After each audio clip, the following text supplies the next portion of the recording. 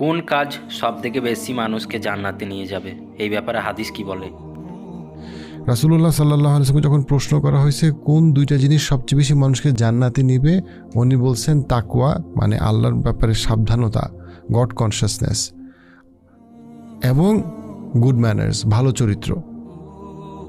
যখন দুইজন নারী সম্পর্কে ওনাকে জিজ্ঞাসা করা হয়েছে, একজন নারী যে অনেক আমল করে, অনেক মানে ফরজ নামাজগুলো পড়ে, নফল নামাজগুলো পড়ে, অনেক ইবাদত করে, কিন্তু তার ম্যানার্স খারাপ, যে কারণে তার আশেপাশে যারা আত্মীয় স্বজন তার ব্যাপারে মানে কি বলবো, তার ব্যাপারে তাদের আপত্তি আছে।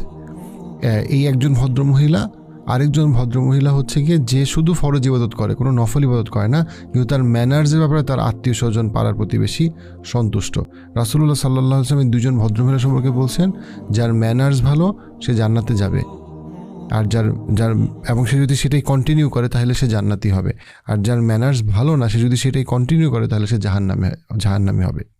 এখানে দুইটা গুরুত্বপূর্ণ বিষয়, যে ম্যানার্সের গুরুত্বটা অনেক অনেক বেশি, যেটা অনেক নফল ইবাদত থেকেও বেশি। এখানে আবার কেউ ভুল বুঝলে হবে না যে আমি নামাজ পড়বো না কিন্তু আমার চরিত্র ভালো হইলেই আমি জান্নাত যাবো, ব্যাপারটা এখানে এটা বলা হয়নি। অবশ্যই আমাদের নামাজ রোজা হজ জাকাত যে ফান্ডামেন্টাল ইবাদতগুলো সেগুলো করতেই হবে, কিন্তু এই যে নামাজ রোজা হজ জাকাতের যে এসেন্সের মধ্যে এই জিনিসটা আছে যে এটা আমাকে ম্যানার্সকে চেঞ্জ করবে, এটা কিন্তু গুরুত্বপূর্ণ। এটা বোঝা যে আমার নামাজটা যে শুদ্ধ হইলো তার একটা প্রমাণ হচ্ছে যে আমি আর ম্যানার্স ইমপ্রুভ করতেছে। এই জন্য কী বলা হচ্ছে, আল্লাহ বলছেন আসসালাতু তানহা আনিল ফাহশাই ওয়াল মুনকার, যে ডেফিনেটলি নামাজ মানুষকে যে কোনো খারাপ কাজ এবং অশ্লীলতা থেকে দূরে রাখে, মুক্ত রাখে, সরায় রাখে। অর্থাৎ নামাজে যদি কেউ মিনিংফুলি পড়ে, এসেন্সটা তা যদি সে বুঝে আমরা যদি পড়ি, তাহলে এটা আমাদের যে কোনো খারাপ কাজ এবং অশ্লীলতা থেকে আমাদেরকে দূরে রাখার কথা। আমরা ভুল করতে পারি, ভুল করলে আমরা ডেফিনেটলি আল্লাহর কাছে ক্ষমা চাবো এবং আমরা তওবা করব, কিন্তু ভুল করাটা যদি আমাদের অভ্যাস হয় তখন বোঝা যাচ্ছে যে আমরা নামাজটা আসলে ভিতর থেকে মন থেকে বুঝে পড়তে পারতেছি না, এমন নামাজ পড়তে পারতেছি না যে নামাজটা আল্লাহর কাছে কবুল হবে। আমরা যদি ধরেন সূরা ফুরকান দেখি, আল্লাহ বলছেন যে ইবাদুর রহমানদের বৈশিষ্ট্য বলতে পারেন। প্রথম কি বৈশিষ্ট্য বলছেন?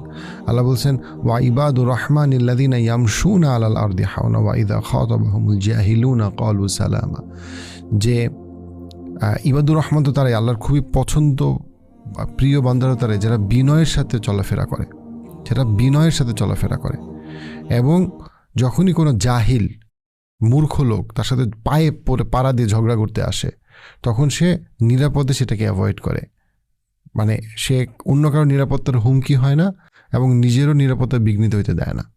আর আমরা যদি এখন ফেসবুকে দেখি, ইউটিউবে দেখি, রাস্তায় দেখি, আমরা দেখবো যে মানুষজন পায়ে পাড়া করে ঝগড়া করতে আসতেছে এবং এমন বিষয়ে তারা অনেক জ্ঞান দিতে যাচ্ছে বা কথা বলতে যাচ্ছে যে বিষয়ে কথা বলার মাধ্যমে সে আরও বেশি গুনাহ কামাইতেছে, যেটা সম্পর্কে সে খুব কমই জানে। অর্থাৎ আমরা ইসলামিক হওয়ার চেষ্টা করতেছি কিন্তু আমাদের ম্যানার্স আইয়ামে জাহেলিয়াতের জায়গাতেই আছে।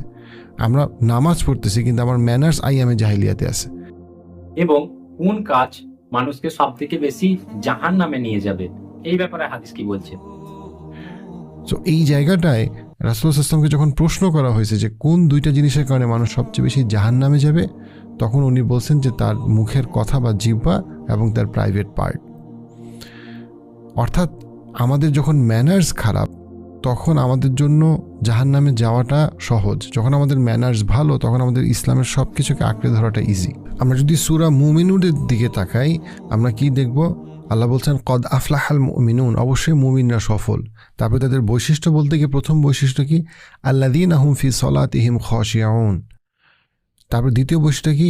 ওয়াল্লাযীনা হুম আনিল লাগবি মুরিদুন। প্রথম বৈশিষ্ট্য হচ্ছে তারা প্রচণ্ড মনোযোগের সাথে, খুশু খুজুর সাথে বুঝে তারা সালাত আদায় করে, তারা নামাজ পড়ে। অর্থাৎ এটা কি হইল? দেখেন, রিচুয়াল, ইবাদত, রাইট? তারপরেরটাই কি? এবং তারা নিজেদেরকে সরায় রাখে, টার্ন অ্যাওয়ে ফ্রম লাগু। লাগু মানে কি? যে কোনো মিথ্যা কথা, বাজে কথা, ডার্টি ফাউল টক, অথবা মানে অতিরিক্ত পরিমাণে অর্থহীন বিনোদনের মধ্যে সারাদিন সময় ব্যয় করে। অর্থাৎ যেটা একেবারেই খারাপ কথা, খারাপ কাজ, অথবা যেটা অর্থহীন কাজ, সেটাতে তারা সেই জায়গাগুলো থেকে তারা সরায় রাখে। অর্থাৎ আপনি খেয়াল করেন, যা কিছু বাজে ম্যানার্সের দিকে মানুষকে নিয়ে যায় সেখান থেকে সে সরে থাকে। তো মুমিনের বৈশিষ্ট্য বলতে গিয়ে দেখেন, প্রথমটা হচ্ছে কি একটা রিচুয়াল সালাত, বা দ্বিতীয় বৈশিষ্ট্যটা আল্লাহ কি বলতেছেন, একটা ম্যানার্সের পয়েন্ট, যে সে তার নিজেকে যত রকম ফাউল কমে, যেমন ফাউল একটা খারাপ ছবি, একটা খারাপ দৃশ্য, একটা খারাপ কথা, একটা খারাপ আলোচনা, একটা খারাপ বা না জেনে মিথ্যা কথা বলা, মিথ্যা সাক্ষী দেওয়া, সেইখান থেকে সে নিজেকে সরায় রাখে।